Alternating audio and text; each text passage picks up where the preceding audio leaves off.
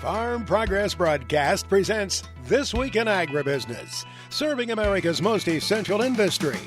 Brought to you by Case IH, solutions for every challenge, equipment for every farm. Case IH, built by farmers. Hello everyone, and thanks for joining us for This Week in Agribusiness. I'm Mike Pearson. As I've traveled over this past winter talking to farm groups across the country, ag labor is a challenge that has come up time and time again.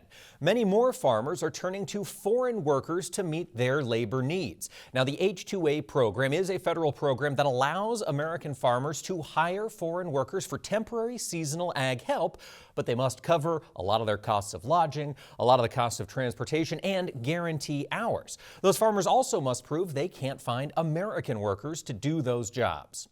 Costs under the H2A program have surged in recent years, creating challenges for farmers. Patrick Haggerty sat down recently with Representative Rick Crawford of Texas to talk about the Ag Labor Reform Group's recent proposals. This Week in Agribusiness is in the United States Congress today, and we're visiting with Congressman Rick Crawford. Congressman Crawford represents the eastern part of Arkansas, right along the Mississippi River, and was recently the co-chair of the Ag Committee's Ag Labor Workforce Task Force. Should we say, Congressman, thank you for joining us on This Week in Agribusiness. Should we say that the H2A program and seasonal workers, should we say that's America's producers' headache or challenge? Both. It's been a headache. It's been a difficult program, very unwieldy, costly, difficult to navigate. The challenge is trying to fix it, and that was the whole point of the Ag Labor Working Group, was to come up with some solutions to offer. And what solutions have you come up with, and when might America's farmers and ranchers see them? Well, I think the first thing people need to know out in rural America who rely on H2A Workforce is that the Ag Committee has no jurisdiction. What we do have is subject matter expertise and the connections to rural America and farmers who rely on the program. So it was important that we bring that to bear. So we did an exhaustive 9-month period of research to get to a point where we can make some recommendations to the committees of authority. And what are the committees of authority? What were those recommendations? And might, come harvest season next fall, might America's farmers and ranchers see some changes this harvest season? Well, we hope so.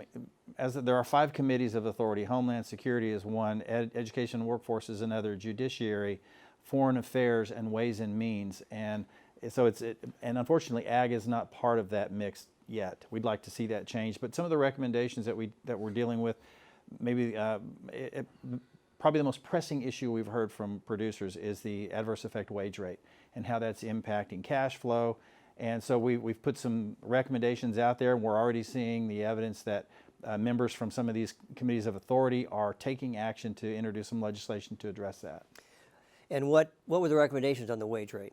Well, in the interim, I think first we need to do is cap that so that it doesn't, it's not a precipitous increase year over year. So, the recommendation was to cap it at a 3.5% increase year over year. And also at the same time recognizing we're trying to protect the workforce, so don't allow it to decline more than 1.25% year over year. So we're trying to find that sweet spot, and these were bipartisan resolutions that were sent to the committees of authority. Well, there's the key right there. You said there's 5 committees of authority. How do you make all that work? 5?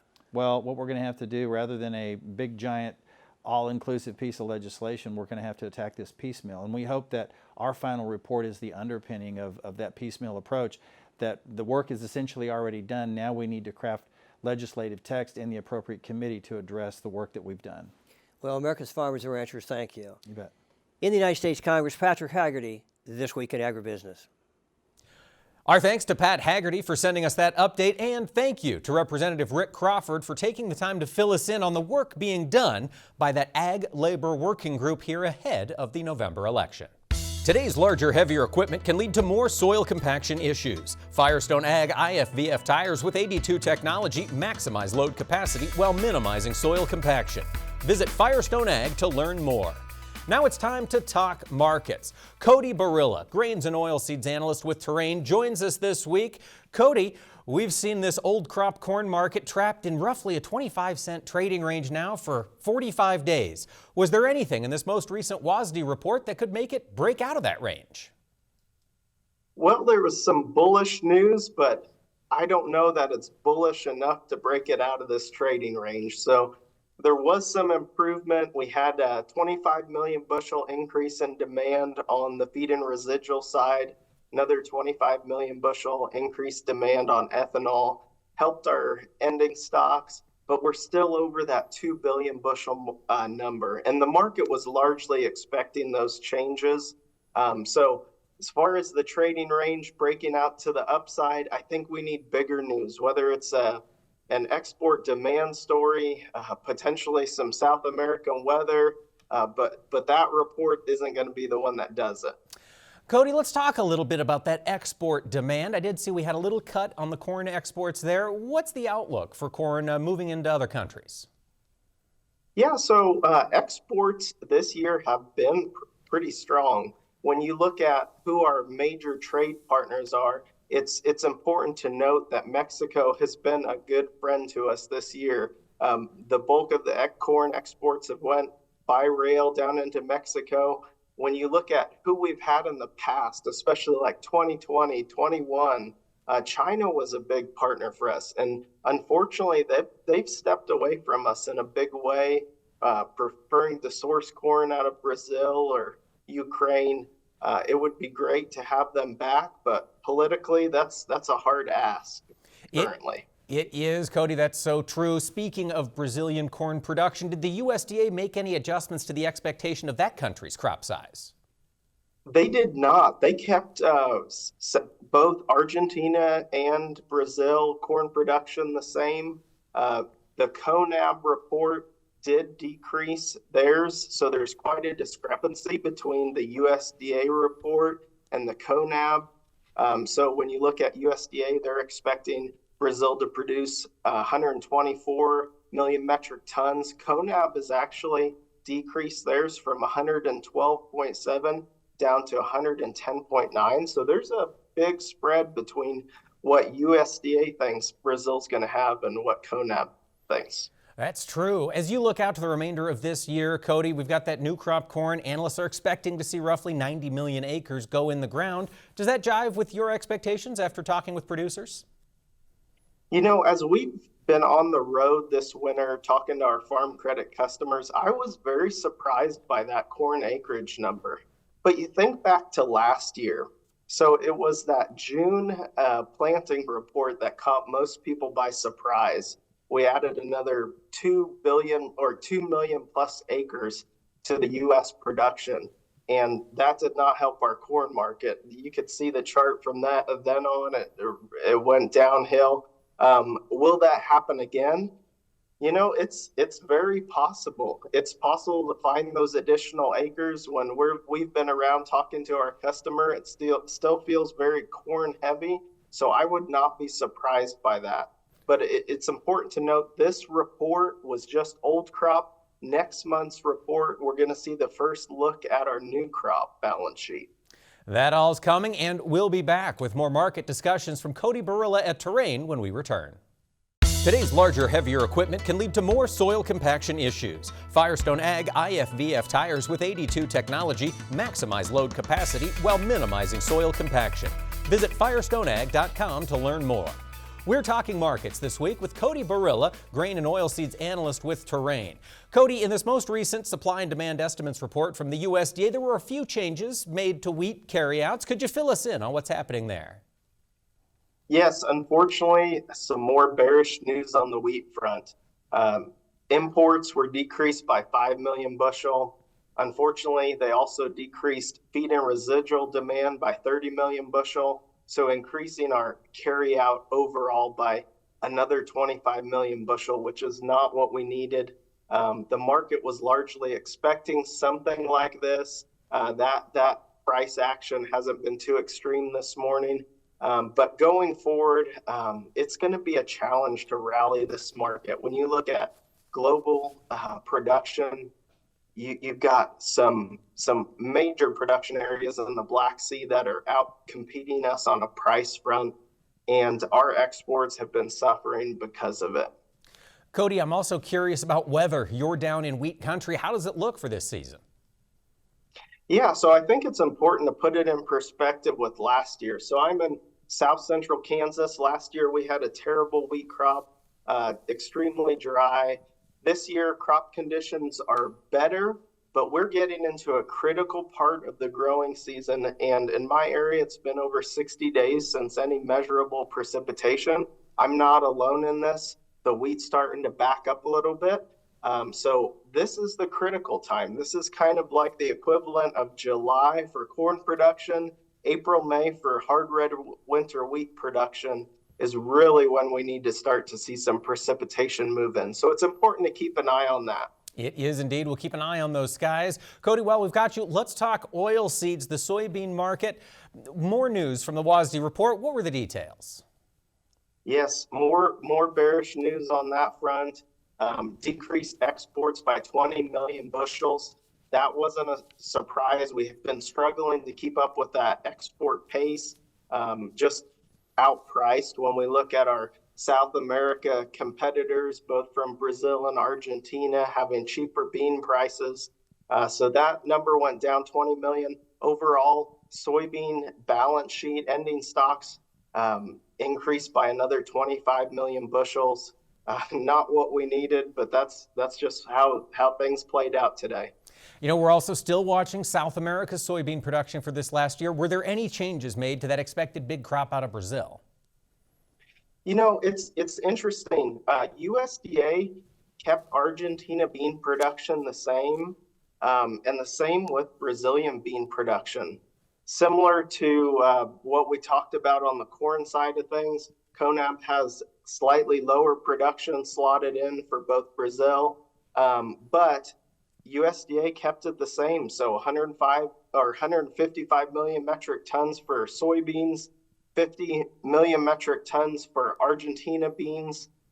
When you think about Argentina's production, so last year they were in a terrible drought, half of the crop they have this year. So even though Brazil's backed off a little bit from last year, when you combine them both for South America production, the market is not concerned about bean supply on the global front. And that'll be a wait going forward. Cody Barilla of Terrain. Greg Solier now brings us his farm weather forecast for the week ahead. Yes, indeed. Greg's eyes have healed after taking a look at that eclipse last week, but he's also been watching the weather forecast. I had my glasses. Attaboy. I had my glasses, and they worked, actually. Good. That's good to hear. Well, it was an eclipse week, but other than that, there was also a lot of reason to watch the sky. It was a bit quiet out in the Pacific Northwest. Greg, is that going to change? Yeah, how do you top a solar eclipse of historic and lifelong, events? I just can't, the meteorology just can't do it. But I'm glad weather worked out for a lot of people across the country, from Texas into the northeastern part of the country. And kind of the same applies to last week and this week into the Pacific Northwest. A couple of systems dropping into the main trough position across the middle part of the country and points out of the east. I know we're trying to get some dry time for areas into the plains and Corn Belt. We'll get there, hang in there. But in any event, chilliness and some probably late season frost in the Willamette Valley, Rogue River Basin. Weak weather system into the northern plains. It will ramp up into a pretty good winder-upper as we head through the middle late parts of the week for the eastern half of the country, and some colder air for Big Sky country. Amazing that some of those winter wheat fields are breaking dormancy, about half of them into Montana at the current time. A little early for the time of year there. Meanwhile, back into high pressure, sunshine, and fine outdoor work weather into the Pacific Northwest late in the week, so uneventful as it applies to that part of the country. There's another dislodging of some cool to cold air across the northern plains. That'll follow in behind almost a summer feel into parts of the Corn Belt later on this week. Over the southwestern part of the country, last we think finally of these El Nino-driven weather systems, little if any organized moisture into the valleys of California. Push of cooler air. We had readings up around the 90-degree mark into the San Joaquin Imperial Valley locales, but don't worry, plenty of runoff expected off the Sierra here this year. here, 25, almost 30 inches water equivalency. Severe weather expected to get ramped up across the plains. This is probably going to be a multi-day event from the Nebraska Panhandle, more so southward into Texas, and we'll get some rain too. Had some last week into some of those cattle areas, West Texas, and some gusty winds are back into play too. This frontal boundary sags on southward, stalls on out. There may be another round of more rain into parts of western Texas, a little snow into the central Rockies, and some frost and freeze potential, Mike, but not unusual for the time of year into the central plains later in the week. Greg, your last map showed some severe weather potentials into the central part of the U.S. Where and when? Probably several days worth, starting in the plains and working into the Corn Belt. Jet stream winds in from the south and southwest. Low-level winds in from the south. That's a directional wind shear, as we call it in the weather business, and the atmosphere will go cold up aloft and an almost early summer-like feel. Probably some 80-degree weather as far north as about Chicago early to middle parts of the week, and we'll fire up showers and thunderstorms. I know we're wet out there and getting wetter, but more drought relief here. Again, watch the change back to maybe a little snow into the northern and central high plains areas, but we'll ramp up probably severe weather across much of the eastern through southern Corn Belt, and more downpours of rain. A widespread inch or two was expected and came down last week into those eastern and southern locales, probably this week as well into the Midwest, with cooler to colder air moving back in. But we think the start, hopefully here, next 7 to 10 days, as we talked about, of a more normalized mid to late April weather pattern, and some expanding dry spells as well for the Corn Belt. Severe weather, Oklahoma, Texas points out of the east. Amazing rainfall, flooding now. We've gone from another drought to a flood over the lower Mississippi Valley Delta region. More severe weather that continues on for the end part of the week across the Gulf Coast, with drier air into West Texas later in the week. Otherwise, more moisture, drought easing for the south end of winter wheat. Eastern producers going to see more rain this week, Greg? More rain in almost maybe a May to early June feel, with temperatures up maybe close to the 80-degree mark from Chicago to Detroit and into the northeast to New England. At least you saw the eclipse last week. Lots of clouds building on in, and severe weather ramping up with rainfall that will again be downpour in variety for much of the Corn Belt locales through the middle part of the week. A little snow in the colder air up near the Canadian border, but this weather system will be relatively slow to move, and here we are late in the week, still running from down eastern Maine back into the Ohio Valley. More rain back in the forecast, with the severe weather potential into areas of the northeast and New England. Last of the snow melting away into the southeastern Canadian prairies. Severe weather several days worth last week. We'll do it again this week. Lower Mississippi Valley, Delta region into Texas. Warm, dry weather for the southeastern states, giving way to showers and thunderstorms late in the week as cooler, dry air finally moves in west of the Mississippi. Closed captioning for This Week in Agribusiness is brought to you by Pentair Hypro, a global leader in innovative spray technology for farmers for over 75 years. Welcome back to This Week in Agribusiness. It's no surprise that over the past several years, the protein markets have been on a wild ride. That's been true in the United States, but it's also true globally. The U.S. Meat Export Federation tracks U.S. red meat exports around the world, and joining us now is President and CEO Dan Halstrom with a recent update for the data. Dan, thanks for taking the time to talk with us. My pleasure, Mike. Anytime.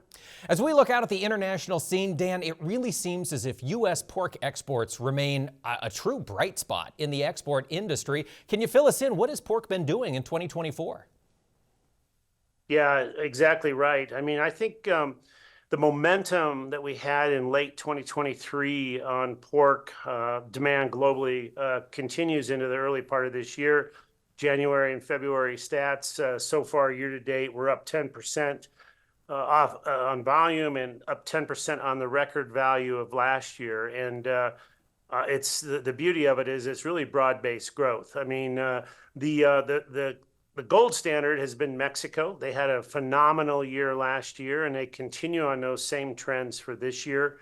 But it doesn't stay just with Mexico. Central America, you look at Colombia, phenomenal first 2 months of 2024. So the Latin American segment in general is hitting on all cylinders, be it retail, be it food service, be it convenience store sector. So yeah, we're pretty excited about that. The thing that's really a little different on the positive side in the first 2 months of this year versus late last year is we're starting to see some life out of Asia on pork. And Korea had a phenomenal February, up almost 70%. And looking good for the first part of the year. Taiwan is having a phenomenal start to the year.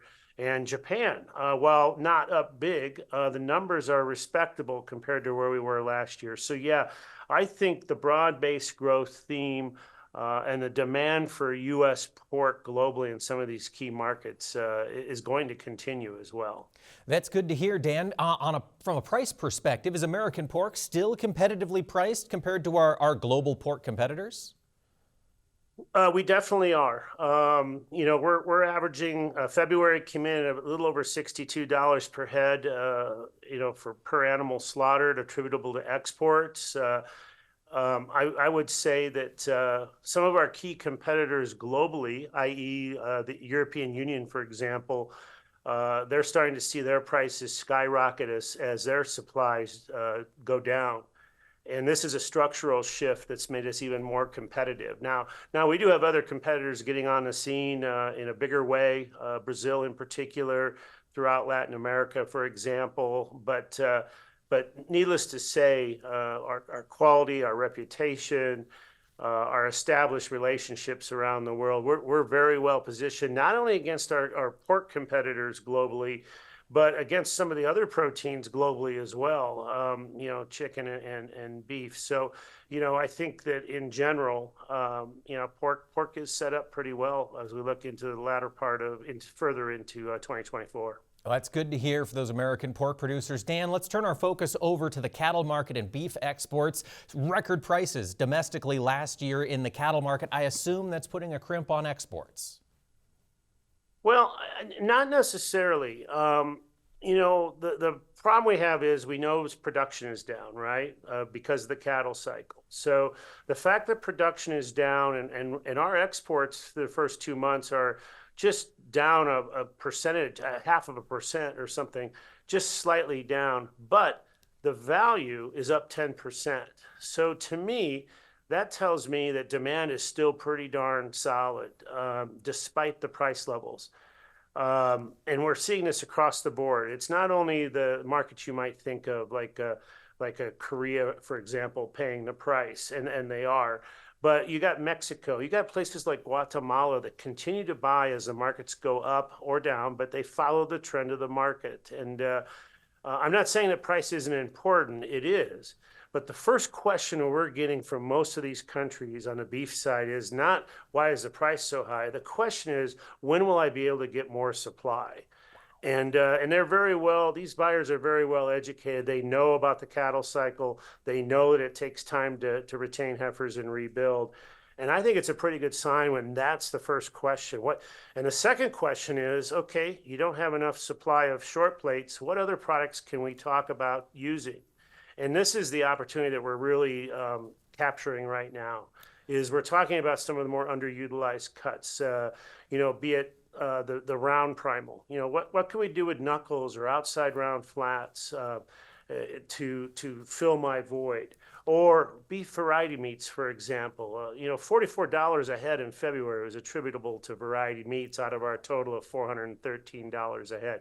So this is another growing segment that is timely given the situation on the supply. Absolutely, Dan. And of course, USMEF tracks all of these issues. And here in May, you'll be having your spring conference to discuss them in detail. Can you give us the details? The where and the when is the USMEF spring conference?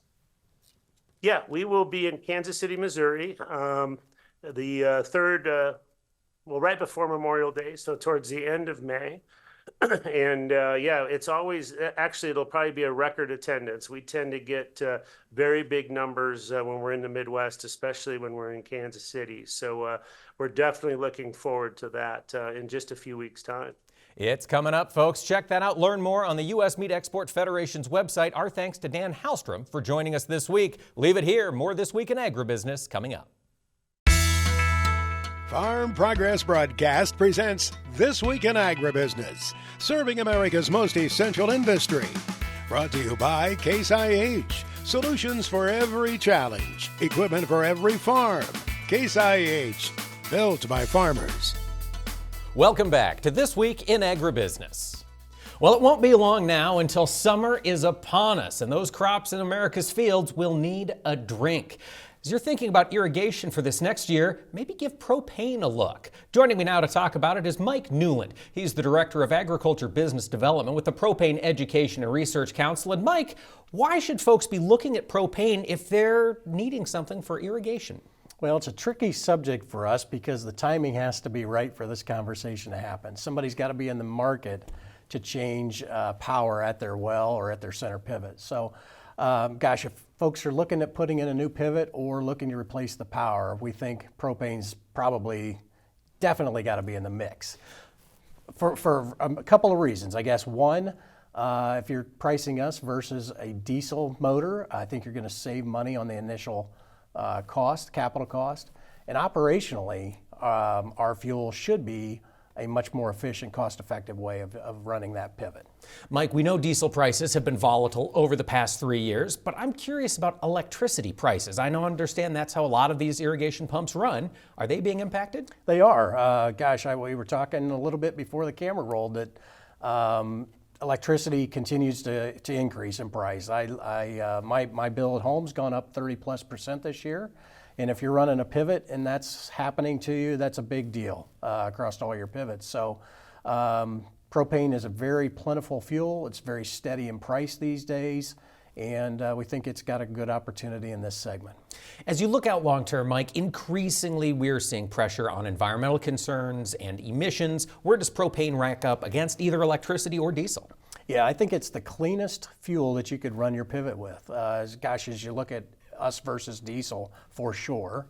And the thing that I'd like to make sure everybody understands when you compare us to electricity, depending on the state that you're in, we're probably cleaner than the electric grid as well. So from California, it's all the way through the Mid-South, the Corn Belt, all the way to Florida, we're running irrigation with propane. And like you say, it's happening everywhere. This is geographically accessible to all Americans. Absolutely, yeah, it's very easy. It's very simple to set up a system. If you're putting in a new pivot, tank gets set and you're up and running. There's no infrastructure to build out, no lines to run to you, so it's a very quick and painless installation for the farm. Mike, does PERC offer any resources to help farmers compare and contrast the different fuel sources? We do. Go to propane.com. There's an irrigation calculator on our website that you can put in your electricity prices, put in your local propane prices, and see how much savings that will occur once that gets put in. One more time, Mike, what was that website? Propane.com. Propane.com. Mike Nuland, the Senior Director of Agriculture Business Development with PERC. Thanks for talking with us this week. Thank you very much. Greg Solier is back now with his extended farm weather forecast for the nation. Greg Solier has been looking ahead to what's coming next week. And Greg, precipitation forecast, there's going to be something. What all's in it? Yeah, a lot of rain again. And again, not the way the whole planting season is going to go. So hang in there, bear with me, keep the faith. Drought relief, another way to look at it here. Those tile lines, I'm sure, are running along with the streams and rivers in many eastern through southern Corn Belt locales all the way down to eastern Texas and points out of the east. And here we go again with another wide swath of at least 1 to 2 inch rains as far north as the Great Lakes down to eastern Texas and points onto the east. And several days worth of severe weather starting on the southeastern plains and working into the Ohio Valley by the middle part of the week. Probably terrain or elevation driven snowfall into parts of the northern and central Rockies. This is okay. And maybe some Cascade locales that come up with an inch or two worth of moisture late in the week. All this moisture expected into the eastern part of the country. So another week to 10 days, Mike, of a pretty active weather pattern across the heartland. As you look out to next week, Greg, is there any abnormal temperature you're keeping an eye on? Again, this wide disparity of temperatures from an almost June feel here across the Ohio Valley, the eastern parts of the country, versus kind of almost a mid to late winter feel north of the border. Pretty good push of some colder air back into areas, the northwestern and western 2/3 of the country. You get that jet stream position, and so we head through about the last week of April on a pretty busy one here. Some late season snows towards the Sioux, back into the northern central Rockies, more severe weather, southern plains into the eastern Corn Belt, drying out over the southeastern part of the country. We think, Mike, this is it here, and that last week will open up May in much better shape. Well, as you get to that first full week of May, do you see that warm weather expand westward? Well, first we got to get into this cooler, drier air, and it's kind of retreating more north, southwest and northeast into the Canadian prairie. The trough is moving from here to here. The stronger winds are going to be on this particular part of the jet stream pattern. So that means systems are going to begin to lift on out, but not before some warmth over the southeast part of the country. Good crop growth and development already ahead of schedule over the southeastern part of the country. We'll put some of that warmth into the soils back west of the Missouri. And we have still some wet weather down through eastern Texas, the Ohio Valley, and points out of the east and northeast. This will be a tail end Charlie of this pattern that has brought significant moisture and drought improvement to the middle part of the country. Plenty of dry time and dry weather, Canadian Prairie, northern and central plains, back into the Pacific Northwest. Maybe some field work opportunities in the northern and western Corn Belt as we open up May. All right, Greg, as you get into the week of May 6th, how do temperatures look across the country? Not too shabby here. Looks like a nice warm ridge over the areas of the plains on westward, Missouri River on westward, last of the cool to cold air, and maybe a little whimper of frost into the northeast of New England, much of the eastern Corn Belt, southeastern portions of the country, looking at temperatures right on target for the time of year. And here is the weather pattern. Nice ridge up aloft, sinking air. We think the start of an extended spell, more times out there in the fields versus not, as we welcome into the first week to 10 days to 12 days of the month of May over many areas of the Corn Belt. Precipitation a little above average down through Florida, normal up the eastern seaboard. Welcome wet weather down across parts of central and south Texas and Oklahoma as well. Dry in the southwestern sections of the country. Welcome moisture for the Pacific Northwest. Hang in there for the new month of May. Our Farm Progress Roundup is brought to you by Brandt Industries. Lead the field with Brandt's lineup of highly effective and efficient high-speed discs and land rollers. Visit brandt.ca for more. The Farm Progress name is most closely associated with the world's largest outdoor farm show, the Farm Progress Show. But the company itself does so much more. Joining me this week to talk about it is Don Torty, Senior Vice President of National Sales and Events with Farm Progress. And Don, thanks for talking to us and fill us in. What all does Farm Progress do? Thanks, Mike. It's great to be here. And one of my very, very favorite topics to talk about is what do we do? Or maybe kind of to frame it, what don't we do? Because we have such a vast portfolio of what we do. As Ag's information leader, first and foremost, we bring the latest in production agriculture with our 14 state and regional publications. We focus on business through our pages of Farm Futures and the latest insight and great insight on livestock with Beef, National Hog Farmer, and Feedstuff. So bottom line, for over 200 years, we've been focused on finding and bringing to the forefront the latest new products and innovations in agriculture, which ultimately are going to make America's farmers more productive and successful at the end of the day. The state and regional brands have been around for 200 years, if you can believe it, over 200 years, founded in 1819. Brands like Wallace's Farmer here in Iowa, where I live and you live, Mike, Delta Farm Press in the Mid-South, or Prairie Farmer in Illinois, which, speaking of Prairie Farmer, a little fun fact, it's the oldest continually published magazine in America. Not ag magazine, but magazine, period. No magazine has been published longer. Another little fun fact, Abraham Lincoln, before he was president, used to come to our offices in downtown Chicago and talk ag. He would, what's the latest, what's going on, what's the forefront of agriculture, which is what we do. And he had a pretty impressive list of things that he accomplished as president, like the USDA, land grant colleges, the Homestead Act, and more. So we often say we taught him everything he knows about agriculture. That's our story, and we're sticking to it. But just like farmers, we wanted to give him the latest and greatest on agriculture. Absolutely, Today, Don. of course. Yeah, go ahead, Mike. I was going to say, that is a pretty cool feather in the cap to have Abraham Lincoln learning from the Farm Progress traditions. Don, and of course, the Farm Progress Show is still a vital part of the company. Fill us in. How does the Farm Progress Show stay relevant as agriculture continues to change? That's a great question, Mike. I mean, in 70 years, and believe it or not, last year was our 70th anniversary. Our mission hasn't really changed a lot. And that mission is to bring the paper and ink, and today the pixels, everything, all the advertising that we have in our publications to life, to allow farmers to touch it, to experience it, to talk to people firsthand, the information about this latest ag technology. And of course, that technology continues to change at a rapid pace. It wasn't long ago, I remember when the first autonomous tractor was introduced, and you go, yeah, that's cool, but Well, obviously, Bud is in the field today. It's leapfrogged that many, many times. And that's what we do. We bring all that latest technology to life and allow farmers and companies to interact to make everyone more successful at the end of the day. Fantastic. Don, give us a quick glimpse. What's ahead for Farm Progress? You know, it's an exciting time in ag, and it's also an exciting time at Farm Progress.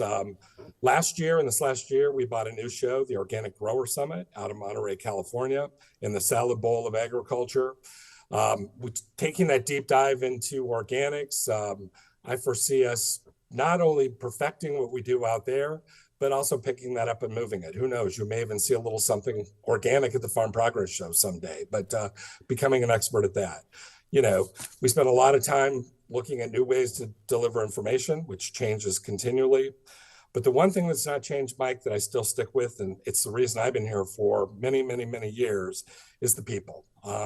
You know, many people have a 20 to 40 year tenures here at Farm Progress. They're passionate about agriculture. They love to deliver the latest and greatest to growers. People like you, I'm proud to call a colleague and a friend. And that's what we're all about, is great people delivering the latest information, the latest technology to help agriculture. Well, Don, thank you so much for filling us in on Farm Progress. We appreciate it. And folks, stay tuned. We'll have more This Week in Agribusiness when we come back. Next on This Week in Agribusiness, it's Max's Tractor Shed, where we spotlight another great American farm tractor. Legacy and artistry. Two words that we hear a lot. Maybe they get a little bit overused, but I think they are appropriate in talking about the passing of a friend earlier this week. Max's Tractor Shed is brought to you by Mystic Lubricants. Mystic Lubricants producers are made to make it last. Well, we were saddened to learn the other day of the passing of Arlie Birkbigler in southeast Missouri. Does that name ring a bell? Arlie Birkbigler. Well, we had him on our show a couple of times within the past 3 years, where he was talking about that American Tractor Museum, that wonderful place in Perryville, Missouri. Arlie's artistry can be seen in that museum from one end to the other. That's where he brought to life the dream of local businessman Kenny Buckite of having a one-of-a-kind antique tractor display. More than 100 tractors, many of them very unusual, were handpicked by Kenny and then faithfully restored by his great friend Arlie. And Arlie told me one time, you know what, Max, if you put fuel in these tractors, all of them will run. Some of them have been a basket case when Kenny put them in the hands of his friend Arlie. Arlie was 86. And I commented in the social media earlier this week that the passing of a good friend such as Arlie reminds us to cherish all of our good friends who are still with us. Mark Stock is cherished. We don't tell him often enough, but here's his weekly report from Big Iron Auctions.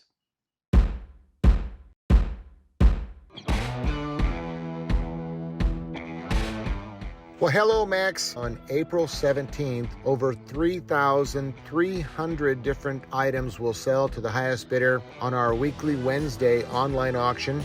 21st Century Equipment, with locations in Colorado, Nebraska, and Wyoming, will sell over 150 items, including late model combines, tractors, planters, late model round balers. The selection is really nice. Also, Alameg Farms Estate Sale in Clearwater, Nebraska will be on April 17th.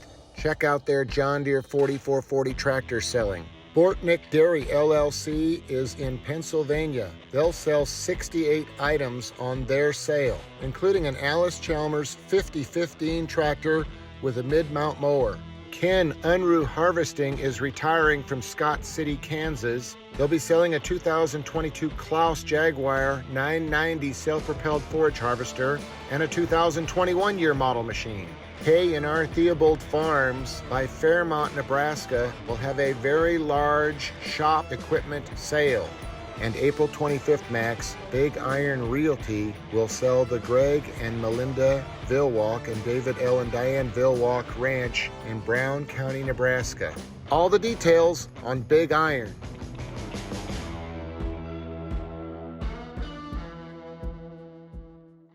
Our FFA Chapter Tribute is brought to you by Pioneer, developing new generations of seed innovations for new generations of farmers. Pioneer. What's next happens here.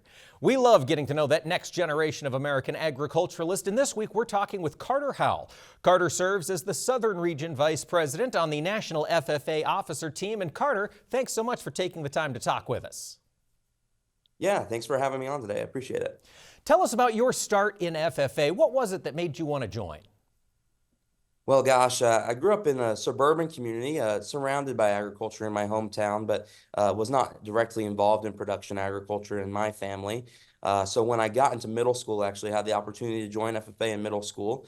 It was one of my classmates. His name is Will, and he's gone on about to start serving in the armed forces. My friend Will encouraged me, hey, come to an FFA meeting with you. I think you'd really enjoy it. It's a great community. We get to go outside, hang out, and do lots of fun things. So really, when my friend Will reached out to me, I was looking for something to be involved in, something to really have some of my attention, get involved in an extracurricular. So when somebody stuck that hand out to me, I was willing to grasp it and leap in. So once I went to that first FFA meeting and then went to my first state FFA convention, that is what really drew me in, getting to go to Orlando to the state FFA convention in Florida.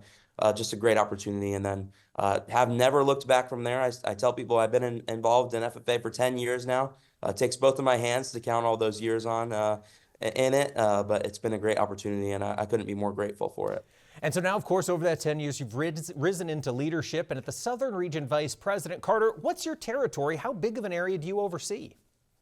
Yeah, so my home state of Florida, and then Georgia, South Carolina, North Carolina, Tennessee, Louisiana, Mississippi, Alabama, Arkansas, and then the territories of the United States Virgin Islands and Puerto Rico. So quite a few states and territories in there. Wow. Well, I'm guessing this year has a lot of travel in it then for you, doesn't it?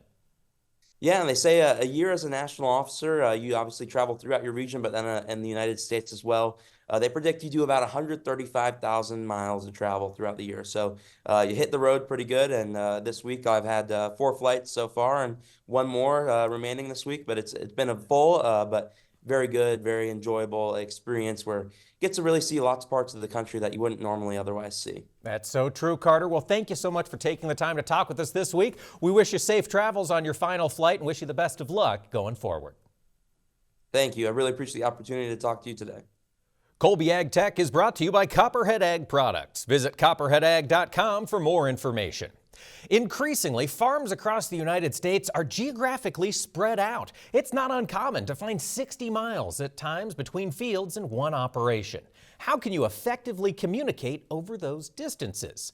Well, Chad Colby has an update in this week's tech segment. Did you ever have walkie-talkies growing up? If so, you're going to love this tech segment.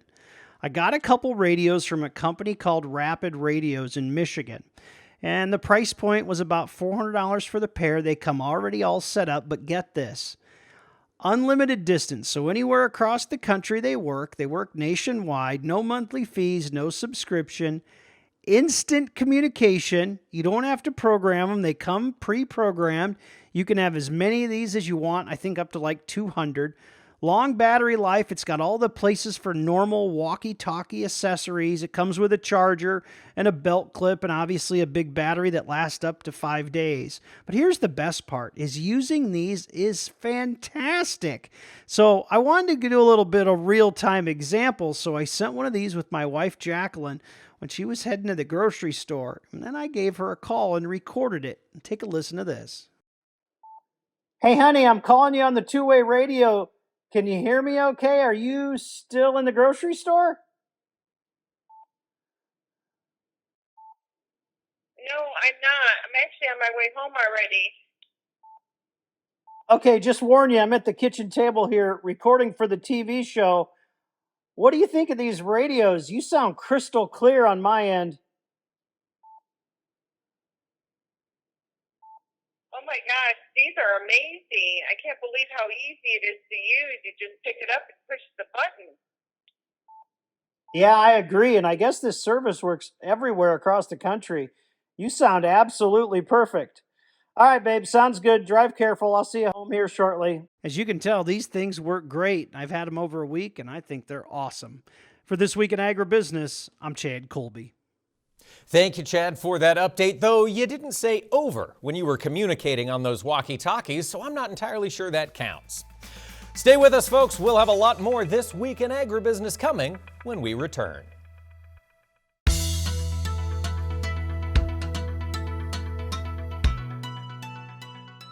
Well, folks, over the last 2 weeks of March, it was really exciting to come into the studio and check the mail. Each day, it seemed as though we got more cards, letters, and emails for Orion Samuelson's 90th birthday. Orion, of course, broadcasting legend, voice of WGN for 60 years, and co-founder of this program alongside Max Armstrong, celebrated his 90th birthday, and we had the chance to go out, eat a little birthday cheesecake with him, and pass along your letters and notes. He sent back this thank you note I wanted to share with everybody.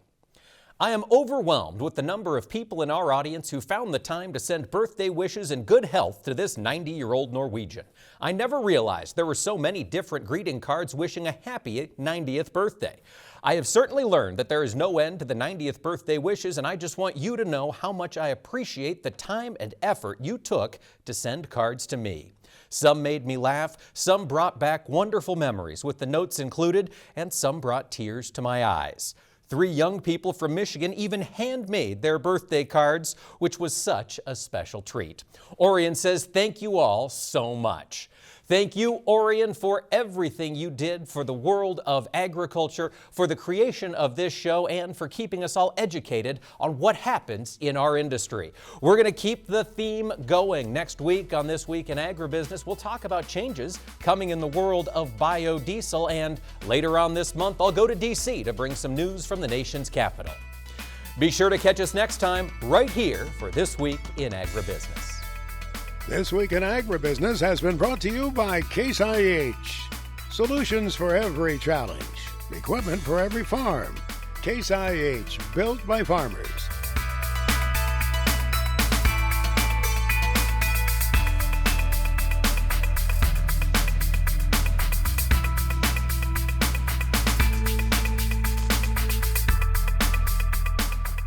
This Week in Agribusiness is produced by 22 Creative Group and has been a presentation of Farm Progress Broadcast. We invite you to visit us online at agbizweek.com.